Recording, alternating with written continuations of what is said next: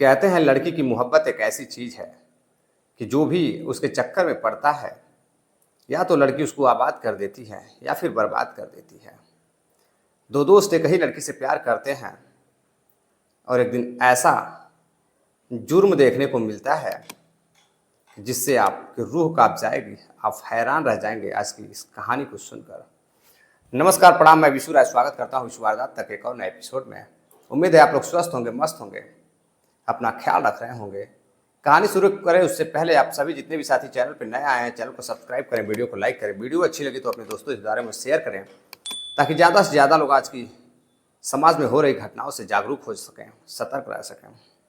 आज की जो मैं कहानी सुनाने वाला हूँ, कहानी है तेलंगाना के हैदराबाद की। हैदराबाद में दो दोस्त रहते हैं, नवीन और हरिकृष्णा। दोनों की काफ़ी अच्छी दोस्ती रहती है। दोनों साथ ही में एक कॉलेज में पढ़ाई कर रहे थे, जाने माने कॉलेज में पढ़ाई कर रहे थे। तभी उस स्कूल में एक लड़की आती है 11वीं क्लास की, एडमिशन लेती है 11वीं क्लास में, जो बेहद ही खूबसूरत रहती है। पूरे कॉलेज में सबसे सुंदर लड़की रहती है। और दोनों ही दोस्त जो नवीन रहते हैं और हरिकृष्णा, काफ़ी अच्छी दोस्ती रहती है उनकी। जितने भी काम करते साथ ही में करते, साथ में आना जाना उनका लगा रहता है। बहुत ही गहरी दोस्ती रहती है। दोनों के क्लास में जब वह लड़की आती है तो वह लोग दोनों दोस्त उसको देखने लगते हैं और वह बेहद ही खूबसूरत लड़की रहती है, जिसको देखने के बाद किसी का भी मन डोल सकता है। कोई भी पढ़ने वाला छात्र जो उस क्लास में था उस लड़की से दोस्ती करना चाहता था, उस पर फिदा होना चाहता था। सभी के मन में यह चलने लगता है कि काश यह लड़की मेरी दोस्त बन जाती। तभी नवीन उस लड़की को देखते ही चाहने लगता है और उधर मन ही मन कृष्णा भी उस लड़की को चाहने लगता है। दोनों छुट्टियों के बाद रास्ते में एक दूसरे से बात करते हैं कि यार वो लड़की जो नई आई है बेहद ही खूबसूरत है, उस पर मेरा दिल आ गया है। तभी कृष्णा भी कहता है कि मेरा भी दिल उस पर आ गया है। तो जो नवीन होता है वह कहता है कि मैं तुम्हारा काफ़ी अच्छा दोस्त हूँ, उसके लिए मेरे लिए तुम्हें उसकी कुर्बानी करनी होगी। पहली लड़की है जो मुझे अपने जीवन में पसंद आई है। कृष्णा खैर काफ़ी अच्छा दोस्त रहता है, इस बात को मान लेता है।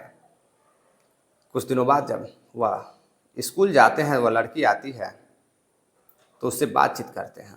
लड़की बेहद अच्छी पर्सनालिटी की रहती है, काफ़ी खुले विचारों की रहती है, जो फ़ौरन ही लड़कों से बात करने लगती है। बात करते करते धीरे धीरे नवीन की दोस्ती उस लड़की से हो जाती है। काफ़ी अच्छे दोस्त बन जाते हैं और जो नवीन रहता है वो अपने क्लास का टॉपर लड़का रहता है, पढ़ने में काफ़ी होशियार और चालाक लड़का रहता है। जब भी रिजल्ट आता तो पहला नंबर नवीन का रहता और दूसरा कृष्णा का रहता। इसलिए दोनों काफ़ी चर्चित लड़के थे अपने कॉलेज के।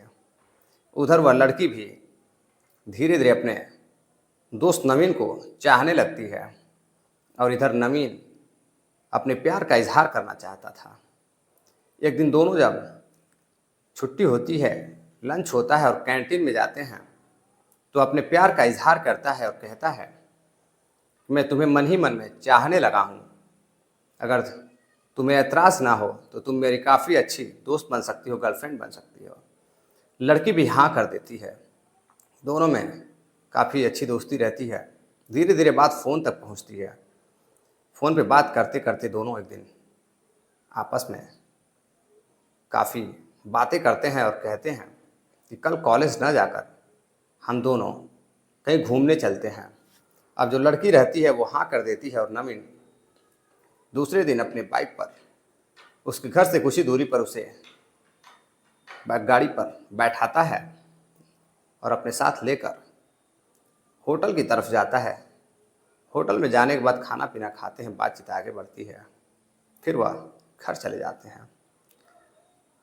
अगले दिन फिर नवीन उस लड़की को अपने बाइक पे बैठाता है और लेकर होटल में जाता है।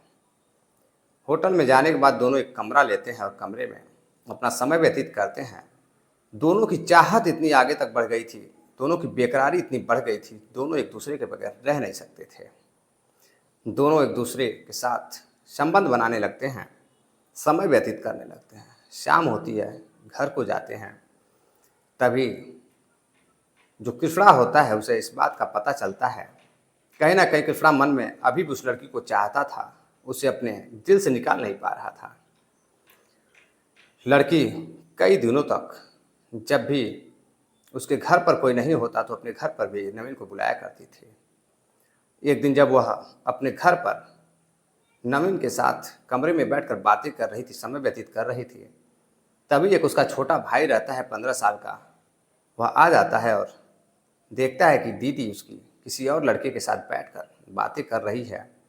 अंदर से कमरा बंद है, दरवाज़ा खटखटाता है तो देखता है कि दीदी, जब उसकी दरवाज़ा खोलती है तो वह देखता है कि दीदी और उसका बॉयफ्रेंड एक कमरे में बंद थे। वह सारी बात समझ जाता है और जब लड़का घर से चला जाता है तो लड़की को समझाने की कोशिश करता है, अपनी बहन को समझाने की कोशिश करता है, लेकिन बहन उसको समझने की तैयार नहीं थी। उसकी बहन कहती कि जो तुम करते हो मैं भी अच्छी तरह से जानती हूँ, वह मेरा बॉयफ्रेंड है, मेरा मन जो मैं करूँ। भाई काफ़ी नाराज़ होता है, बहन से झगड़े भी करता है और मम्मी पापा को बताने की धमकी भी देता है। दरअसल जो भाई रहता है उसकी भी एक गर्लफ्रेंड रहती है और उसकी काफ़ी सारी फ़ोटोज़ उसके मोबाइल में रहती है और एक दिन उसकी बहन देख लेती है। वह भी अपने मम्मी पापा को बताने के लिए कहती है कि अगर तुमने मेरी बात बताई तो मैं भी तुम्हारी बात बता दूंगी। लड़का शांत हो जाता है, कुछ नहीं बोलता है। कुछ दिनों तक ऐसा ही चलता रहता है। एक दिन नवीन और उस लड़की के बीच में बातचीत होती है, दोनों के बीच किसी बात को लेकर झगड़ा होने लगता है। दरअसल उस रात से पहले जो लड़की रहती है वह कृष्णा से बात करने लगती है। कृष्णा से भी उसकी काफ़ी अच्छी दोस्ती रहती है, जान पहचान रहती है, तो उससे बात करने लगती है और यह बात नवीन को खटकने लगती है। नवीन कृष्णा से कहता है कि उस लड़की से तुम दूर रहा करो और कृष्णा कहता है कि तुम मेरे अच्छे दोस्त हो, अगर मैं तुम्हारी गर्लफ्रेंड से बात कर लेता हूँ, मेरे कॉलेज की दोस्त है, तो इसमें कोई तुम्हें समस्या नहीं होनी चाहिए। लेकिन नवीन जानता था कि कृष्णा कहीं ना कहीं मन में उसे चाहता है, वह दूर रखना चाहता था, बेहद ही चाहता था उस लड़की को। 1 साल करीब बीत जाते हैं उनकी दोस्ती को। कॉलेज से दोनों पास आउट हो जाते हैं, 12th फाइनल हो जाता है, सभी अपने अपने घरों को जाते हैं। लड़की फ़ोन पर आए दिन नवीन से बातें करती थी। कुछ दिनों बाद ग्रेजुएशन में दोनों एडमिशन लेते हैं और लड़की भी नवीन के कॉलेज में ही एडमिशन लेती है और यह बात कृष्णा को पता चलती है तो कृष्णा भी उसी कॉलेज में एडमिशन लेता है। जब नवीन यह सुनता है कि कृष्णा भी इसी कॉलेज में एडमिशन लिया है तो काफ़ी नाराज़ होता है और कृष्णा से झगड़े करने लगता है। कृष्णा कहता है, यह हमारे शहर का सबसे टॉप का कॉलेज है, मेरे माता पिता मम्मी पापा इसी में एडमिशन कराए हैं, तुम एक लड़की के लिए मुझसे झगड़ा कर रहे हो। कुछ दिनों बाद लड़की और नवीन एक होटल में संबंध बना रहे होते हैं और कृष्णा नवीन से चिढ़ने लगता है। वह लड़की को बेहद ही चाहता था। नवीन का पीछा करते हुए होटल पहुंचता है तो पता चलता है कि कमरे में दोनों अंदर संबंध बना रहे हैं। जैसे ही नवीन और वह लड़की बाहर निकलते हैं, कृष्णा देख लेता है। कृष्णा को देखते ही दोनों शर्मा जाते हैं और नवीन पूछता है कि तुम यहाँ क्या कर रहे हो। तो वह बोलता है कि मेरे कुछ रिश्तेदार इस होटल में ठहरे हुए हैं, तो मैं आया था और यहीं से गुजर रहा था, तभी तुम लोग बाहर आए। दोनों अपने घर को चले जाते हैं। करीब 1 साल बीत जाता है। नवीन को उस कॉलेज में एक और लड़की पसंद आ जाती है। अब उसका मन कहीं ना कहीं अपने पुरानी प्रेमिका से भर चुका था। धीरे धीरे वह जो नई लड़की आई होती है उसको चाहने लगता है, उससे प्रेम करने लगता है और उससे बातें करने लगता है। उस लड़की का नाम रागिनी रहता है, रागिनी शोभाल। रागिनी शोभाल से वह बातें करने लगता है। उसके बाद जैसे ही यह बात उस लड़की को पता चलती है और कृष्णा को पता चलती है, दोनों एक दूसरे से बातें करते हैं और उसी लड़की की बात करते हैं जिससे नवीन बातें करता था। कृष्णा कहता है कि नवीन अच्छा लड़का नहीं है, अब उसका मन तुम्हारे से भर चुका है, अब वह तुम्हारे जिस्म से खेलते खेलते थक चुका है, अब उसे नई लड़की की ज़रूरत है। तो अब वह नई लड़की के चक्कर में पड़ा है, रागिनी के चक्कर में पड़ा है। लड़की इस बात को सुनती है, सुनने के बाद वह उस लड़की से झगड़ा करती है जिससे नवीन अपनी दोस्ती बढ़ा रहा था। और वह लड़की झगड़े में कहती है कि मेरा नवीन से अभी दोस्ती हुआ है, ऐसा कुछ भी नहीं है जैसा तुम समझ रही हो। लेकिन चाहत दोनों के बीच इतनी थी, नवीन और उसकी पुरानी प्रेमिका के बीच। पुरानी प्रेमिका चलने लगती है उस लड़की से, और उधर जो प्रेमिका का भाई रहता है वह भी अपनी बहन से चिढ़ता था। अब नवीन इधर अपनी गर्लफ्रेंड को, पुरानी गर्लफ्रेंड को मनाने के लिए फ़ोन करता है, बातचीत करता है। अब दोनों के बीच बातें कम होने लगी थी, लेकिन नवीन अभी भी मैसेज करता था, फ़ोन करता था, बातें करता था। दरअसल नवीन की जो पुरानी प्रेमिका रहती है, जो लड़की रहती है, उसको आदत रहती है नवीन से बात करने की, वह रह नहीं पाती थी, वह बातचीत कर लिया करती थी। इसी बीच एक दिन कृष्णा से, नवीन की पुरानी प्रेमिका से मुलाकात होती है और कृष्णा उसको प्रपोज कर देता है। वह बताता है कि मैं शुरू से ही तुम्हें चाहता था, लेकिन मैं दोस्ती के चक्कर में मैं तुम्हें कभी प्रपोज कह नहीं पाया। अब लड़की कृष्णा से प्रेम करने लगती है, कृष्णा और उस लड़की का चक्कर चलने लगता है। उधर नवीन अपनी नई गर्लफ्रेंड के साथ मस्त रहता है, लेकिन वह फ़ोन पर बात किया करता था। एक दिन एक लड़का अचानक से थाने पहुंचता है और वह पुलिस प्रशासन से, यानी कि थानेदार से कहता है कि साहब, मैंने कत्ल कर दिया है और मैंने उस लड़के का गुप्तांग, यानी कि प्राइवेट पार्ट और सर को धड़ से अलग कर दिया है, उसकी उंगलियां भी काट दी है। प्रशासन जब यह बात सुनती है तो हैरान रह जाती है कि एक अपराधी अपराध करके पुलिस के सामने आया है और पुलिस को ही अपना बयान दे रहा है।